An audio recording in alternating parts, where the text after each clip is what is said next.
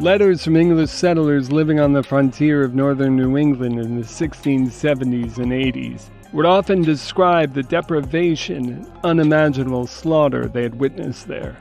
They contained vivid descriptions of men, women, and children, European and native alike, brutally maimed and hacked to death. People tortured, captured as hostages or sold as slaves, livestock mercilessly killed, houses and crops burned or destroyed, their words seemingly animated with fear.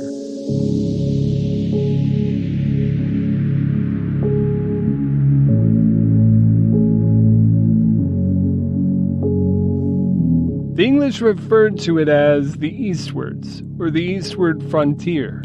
It was a swath of rugged wilderness stretching from the Atlantic coast across what we now call Maine and New Hampshire. It had been home to Native Americans of the Wabanaki, sometimes also referred to as the Abenaki, confederacy of tribes for centuries. But by the mid-17th century, there were a few thousand enterprising European settlers living there as well. At first, they scratched out a difficult existence in sawmills or as fishermen or fur trappers. But by the second half of the century, the area's abundant natural resources had helped the frontier become an economic engine for New England.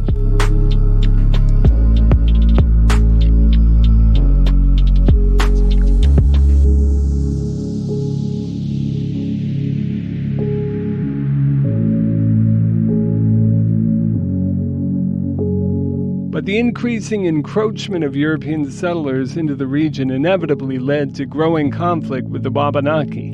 And when the first of two devastating wars erupted in the region in 1675, a tinderbox had been ignited, setting off decades of intermittent and often barbaric conflict.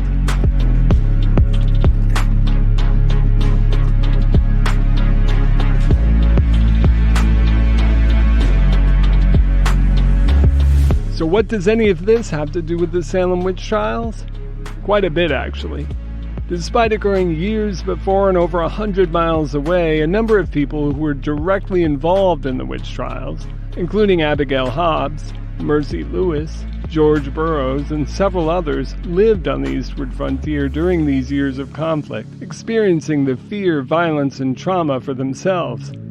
Moreover, the tales of the English who lived there were readily passed along to others through letters and personal recollections, further stoking fear among the English and spreading it across New England and beyond.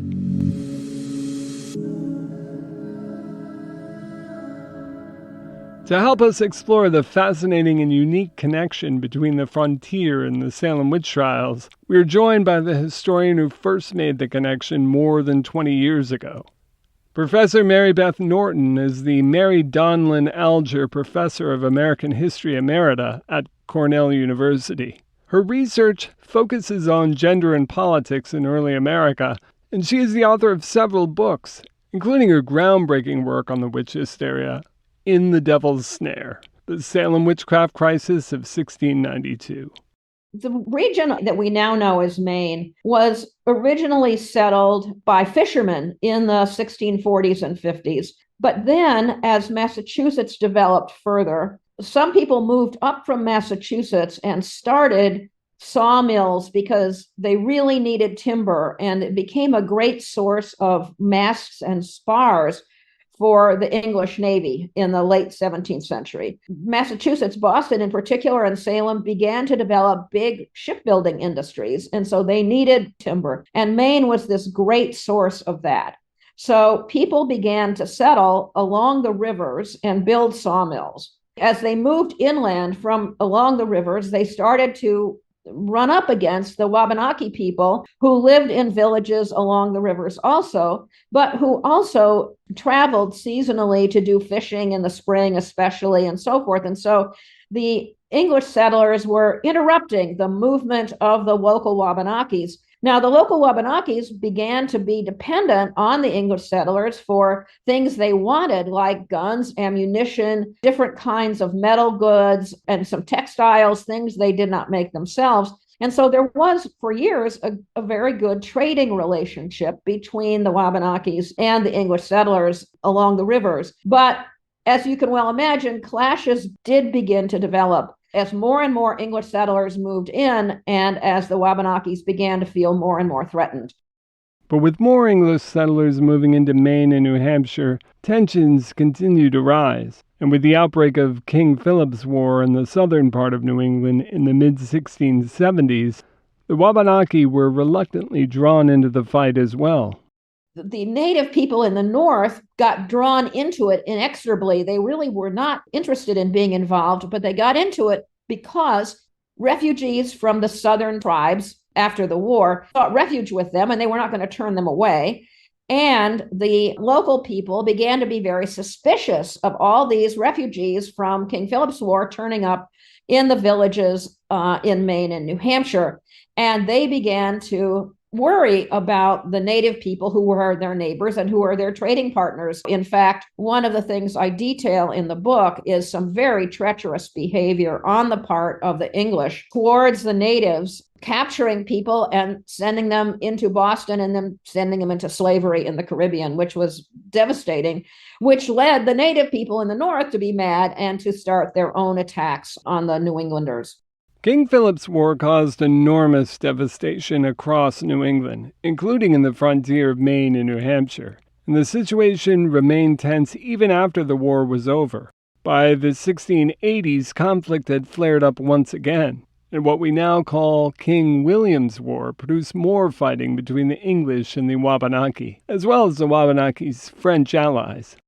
The hostility was already there that started the Second Indian War, especially when the New Englanders began to repopulate the settlements that they had abandoned in the late 1670s. And they began in the early 1680s, they began to move back. And even more people came in, even more sawmills were set up, even more settlements were established. And so even further clashes developed. And that war actually continued till 1699. And it was not until the 1720s and 1730s that English people began to move back into Maine. The settlements were so devastated by what happened in the Second Indian War.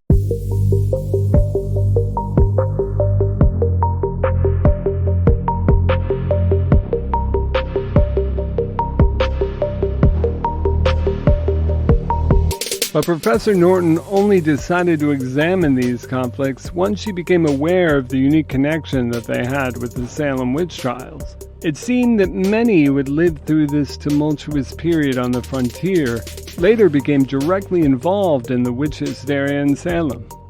I began to realize as I was researching Salem witchcraft that there was this Maine extension, or this Maine and New Hampshire extension of the Indian War in the South, and that it was crucial and that it went on longer, in fact, than anyone seemed to ever indicate.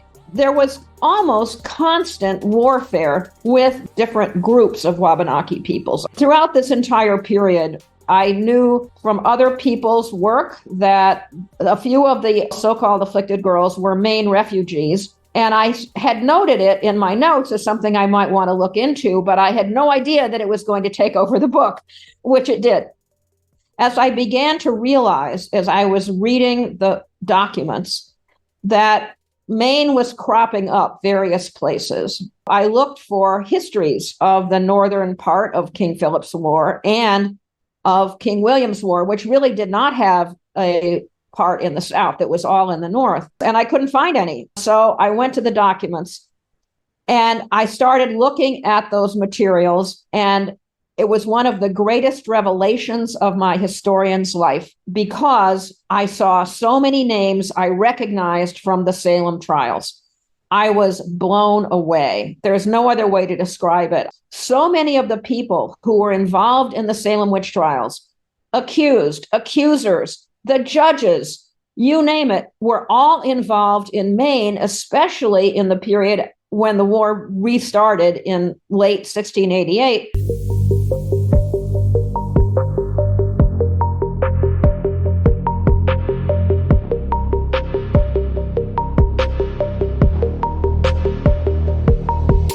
And of course, the trauma of those who experienced this terrible conflict did not easily leave those who came to Salem. They brought it with them, sharing their harrowing stories with others along the way.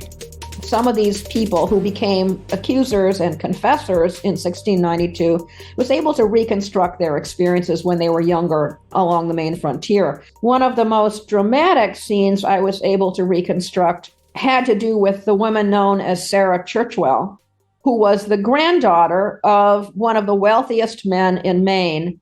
And the family took refuge from an Indian attack in a local garrison house. That was what they did in Maine. They built houses particularly to thwart Indian attacks. And she and her family, when she was probably 8 or 9, took refuge in one of these garrison houses. They abandoned their house, which was then burned to the ground almost immediately by the native people. And while they were in this garrison house with about 30 or 40 other people, the Indians were going to attack, and they did attack. They attacked from the outside of the garrison house. Various men who were firing back from inside the garrison house were injured, but then the native people decided they were going to burn the house down. And so they set up a fire wagon. This must have been terrifying for the people inside the house.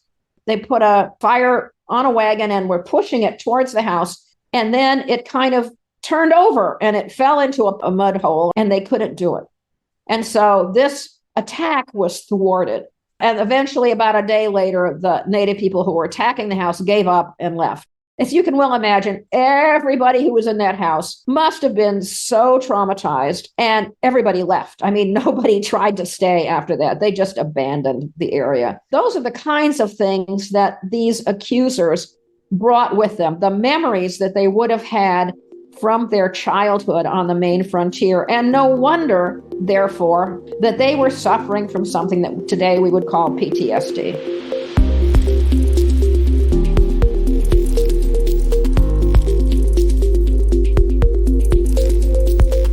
And like all good Puritans, they believed that everything happened for a reason.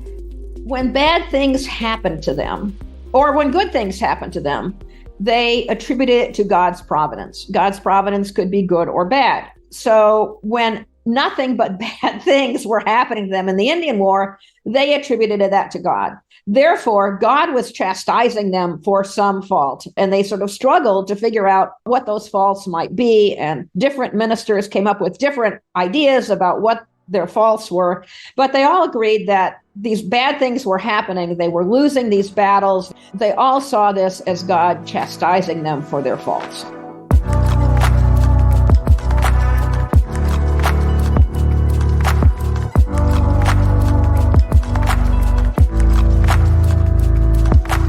As the Puritans viewed it, it was wanton brutality caused by agents of the devil, an existential threat to their very way of being.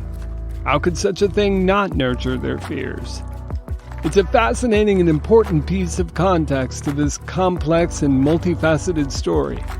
Thanks for joining us. Be sure to like, subscribe, and share our podcast with your friends. We'll see you next time.